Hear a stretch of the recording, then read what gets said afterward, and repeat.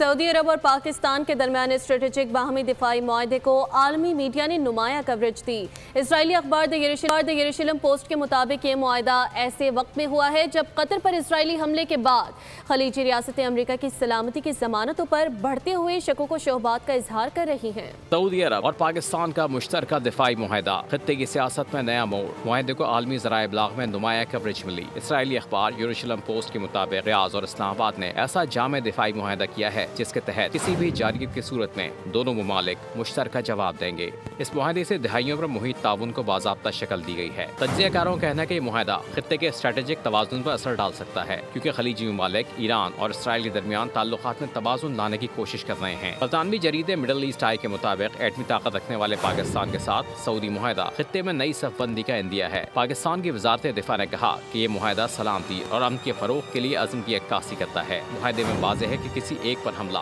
दोनों पर हमला समझा जाएगा। सऊदी आला ओहदेदार ने बताया कि मुआहदा किसी खास वाक़े का रद्द-ए-अमल नहीं, बल्कि एक जामे दिफाई ताउन है जिस पर बरसों से बात जारी थी। साबिक CIA एहलकार टैट सिंगर के मुताबिक ये इक़दाम खित्ते में अमरीकी सलामती की जमानतों पर असर नौ और का बायस बन सकता है। द इकनॉमिक टाइम्स ने भी इस खबर को नुमाया अंदाज में शाया किया है। सब्सक्राइब करें और बेल दबाएं ताकि कोई खबर रह न जाए।